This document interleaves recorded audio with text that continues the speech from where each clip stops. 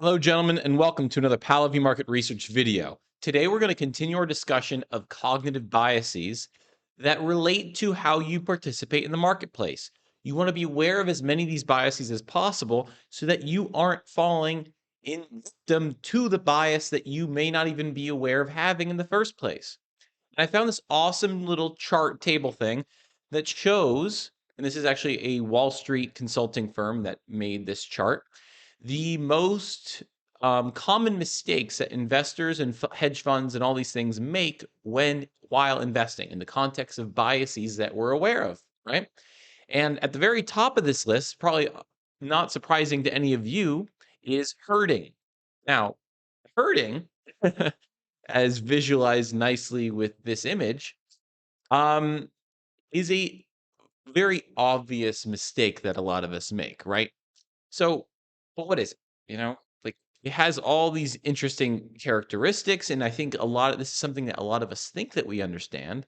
But what can we unpack here? What can we glean more information and insight from this on? So, herding bias occurs when individuals mimic the actions of a larger group, right? So you've probably seen this where like your friends who aren't necessarily like into cryptocurrency, they buy at the top of the market because that's when they see everyone getting in, right? That's when they see like that's when they unlock their comfortability because now the herd is doing it, right? Well, because if everyone's doing it, don't I need to be doing it? If everyone goes to college, don't I need to go to college?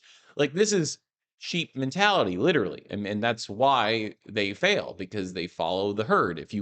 Tim Ferriss has this great quote, if you just do the opposite of what everyone else is doing, you'll probably end up in a wildly better place than if you just simply follow what everyone else is doing. Okay. So when you are when you are engaged in a herd behavior, you are essentially contributing to all of the asset bubbles or crashes because that is how every asset bubble and how every financial crash happens. It happens because of the herd making a irresponsible decision, quite frankly, right? And this was actually something I've struggled with a lot in my like sporting career, to be honest. I just didn't enjoy the herd mentality, like the group think, right? Was kind of required for a team sport dynamic.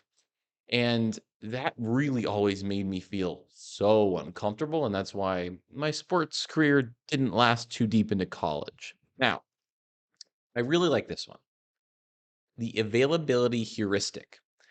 So there's all these things happening in the world, right? But we, through watching the news, through watching you know, our preferred alternative news channels, doesn't matter what it is, like all of us are only able to capture a small little glimpse into what's actually happening in the world, right?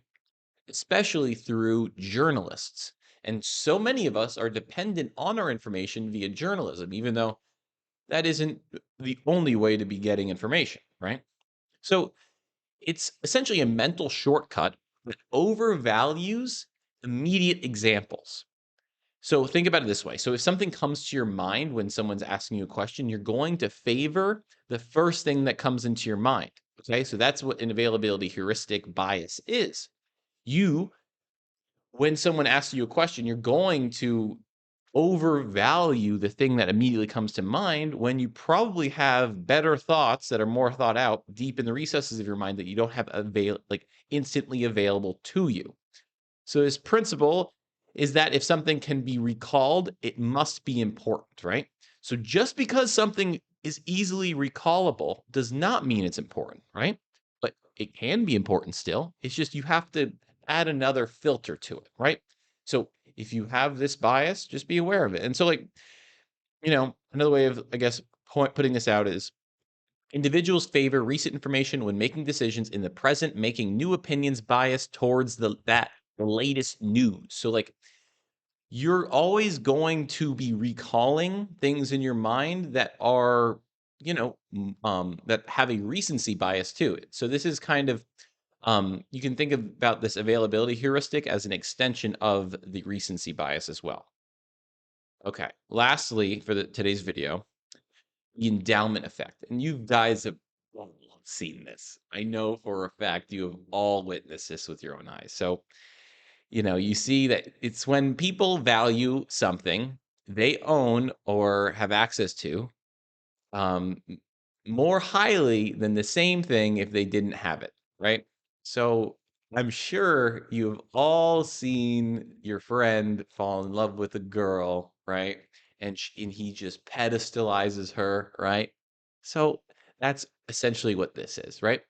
It's probably something you like maybe a crypto that you bought a long time ago and you still own it and you still holding on to it and you're just so proud of like the performance it's had up into this point and you're never going to sell it, right?